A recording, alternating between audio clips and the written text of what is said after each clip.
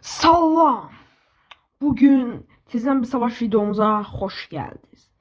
Bugünkü savaş videomuzda Türkiye ile İran'ı müttefikler ve nükleer bombaları olmadan savaştıracağım. Görək bugünkü videomuzda neler olacak. İyi seyirler. Bu ülkelerin başkentleri. Türkiye'nin müttefikleri Azerbaycan ve şimdilik Türkmenistan oldu. İran müttefikleri ise Ermənistan ve Suriye. Ve savaş başlayır. İlk başta savaşın başlamasının nedeni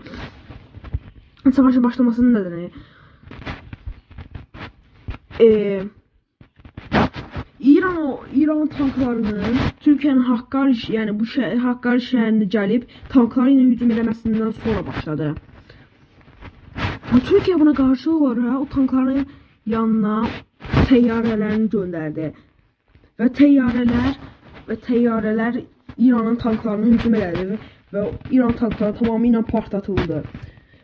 Ve bundan sonra aralar qızışdı ve bu qızışmalar hatta müharibəyə belə çevrildi. İlk başta ordusunu Hakkari ve Buş sınırına gönderdi. İran da aynı şekilde buraya ve buraya iki ordusunu da oraya yerleştirdi. Buraya 30.000, buraya ise 10.000 askerini koydu. Türkler buraya iki tane 50.000 kişilik ordu gönderdi. Birisini 20.000'lik, diğerini 10.000'lik, diğerini de 20.000'lik, bu da 50.000'lik. Hakkari ise 50.000'lik olduğunu tutuldu. Ve hatta İran bu sınırına iki tane tank yerleştirdi. Ve bu tanklar da Türkiye'ye hücum eləməyə başladı ve savaş başladı. İlk başta bu sınırda çatışmalar başladı. Türkiye'nin İran'ın ilk sırrı burada çatıştılar. Tam 2 günlük çatışmadan sonra İran tankları yüzünden Türkiye'nin bu Hakkari şehrini ele geçirdi. Daha sonra ise İran buradaki ordusuyla da hücuma geçti. Ancak buradaki ordusuyla başarısız oldu. Çünkü tüm ordular buraya hücuma geçmişti. Buna göre de Türkiye buranı ele geçirmeyi bacardı ve her iki tarafta bir torpaq almayı bacardı.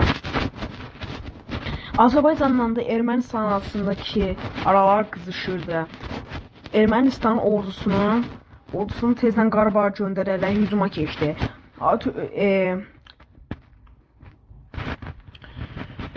Azerbaycan'da Ermənistana, yani Qarabağa ordusunu gönderdi ve Qarabağda çatışmalar başlandı.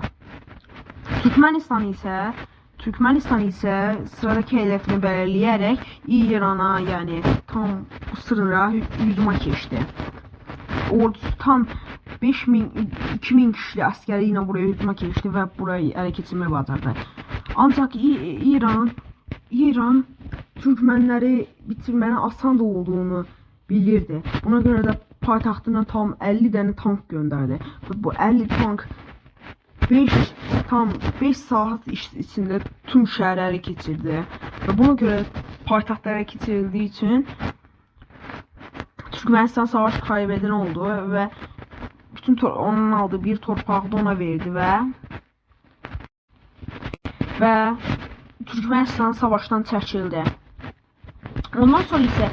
Ondan sonra ise İran tezden gücünü Türkiye'ye tuttu ve tezden hücumlara geçti ve buranı ele geçirdi ve ardından buranı da ele geçirdi. Türkler İran'ın sınırına tüm tanklarını partlatmayı başardı ve ardından ordusunu göndererek tekrar ele geçirmeyi başardı. Türkler ise buradan da hatta Ermənistan'a da hücum edirdi. Ve Ermənistan'ın hızlı bir şekilde paytaxtını düşürdüler ve hatta onunla da qalmayıb buralarını da ele keçirdilər. Ermənistan buna göre uduzan oldu ve Ermənistan müharibədən çəkildi. Buna görə Türkiyə artıq düşmənləri yavaş-yavaş azalırdı. Azərbaycan həm Türkiyəyə yardım etmək üçün düz yox. Buraya tapamadım, neyse. Buradan, yəni tam buradan buraya 10.000 kişi əsgərini göndərdi və buradan İrana hücuma keçdi. İran bunu görən buna tez müdaxilə etmək üçün oraya tam Azərbaycan ələ keçirmək üçün 20.000 əsgərini göndərdi. Bu çatışmalar sonucunda İran Azərbaycanın buradan püskürdü və hətta torpaq almaya bacardı. Bununla da qalmayıb Qarabağı və buraları da ələ keçirməyə başladı. Azərbaycanın tüm ordusunu oraya göndərdi. Və Azərbaycan buradan ələ keçirdi və hətta qalmayıb iki yerə də ayrılıb buranı da ələ keçirdi. İranın amacı Azərbaycanın paytaxtına ulaşmaq idi. İran və bunu görən Suriya İrana kömək etmək üçün tanklarını Hatay'a göndərdi və Hatay'ı tam bir gün içində ələ keçirdi. Daha sonra isə bununla da qalmayıb İranla yollar açmaq üçün də buraya hücuma keçdi və buranı da aldı. Ardından buraya da keçib buranı da aldı. Türkiyə onları pes etdirmək üçün tezdən hücuma keçdi və Türkiyə buradan ələ keçirdi.